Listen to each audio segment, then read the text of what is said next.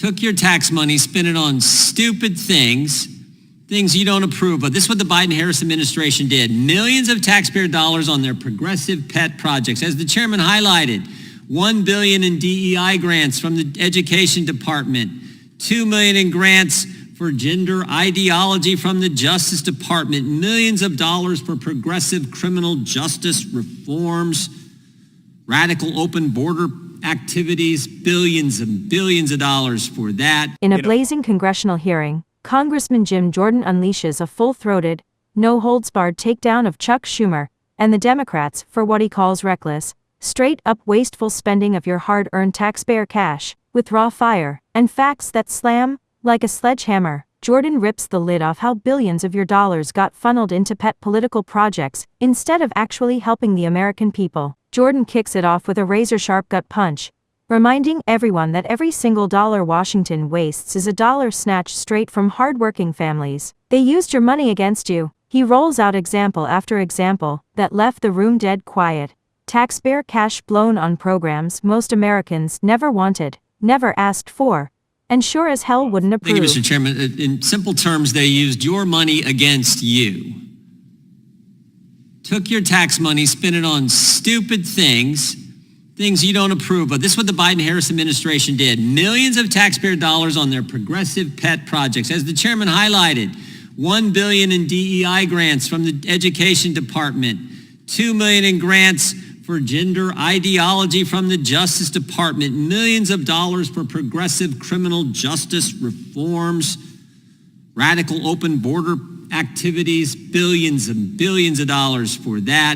And I think as the chairman mentioned, our favorite, of course, is Sesame Street in Iraq. Bert and Ernie, Big Bird in Baghdad.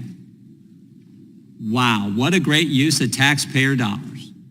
That's what this hearing's about, talking about all the stupid things they spent your money on. Now, the good news is American people said we're going to put President Trump in the White House, and he put this group together called DOGE. They've identified all kinds of crazy things, and later this week, hopefully, maybe even today, the Senate's going to vote on the first package to rescind some of the stupid things they took your money and spent it on.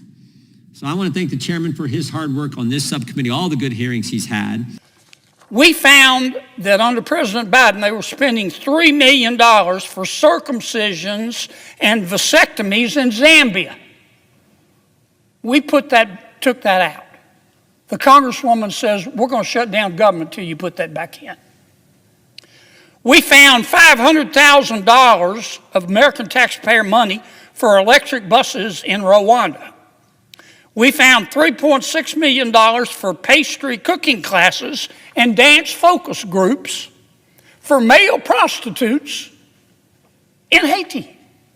I kid you not. I'm not making this up. It was in the budget under President Biden. We took it out. Congresswoman Ocasio-Cortez in the socialist wing, the loon wing of the Democratic Party, says we're going to shut down government until you put it back in. I'll just read you a few more that we took out. They are demanding we put back in. $6 million for media organizations for the Palestinians. $833,000 for transgender people in Nepal. $300,000 for a pride parade in Lesotho.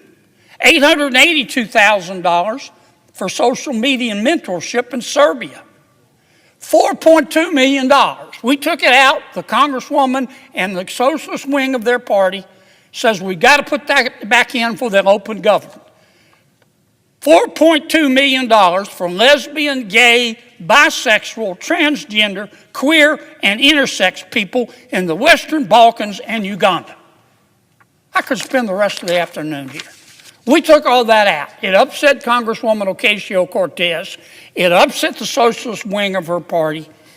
And now that wing of her party and the Congresswoman are threatening all other Democrats and saying, you've got to shut that government down until we get what we want. And part of what they want is to add this kind of stuff back into the bill. At the end of the day, Jim Jordan stands tall as one of the few real fighters in Washington who's not afraid to call out waste, corruption, and rank hypocrisy, no matter who's in the hot seat. While others sit quiet or play the usual political games, Jordan talks straight to the American people, plain-spoken, dead honest, zero apologies. He flat out refuses to let your tax dollars be treated like some endless slush fund for ideological wish lists and foreign boondoggles. His message rings loud and clear: government works for you, the people, not the other way around. By shining a floodlight on billions flushed down the drain on junk that does nothing to make America stronger, Jordan proves accountability isn't red or blue, it's pure patriotism. He channels the outright rage of everyday Americans,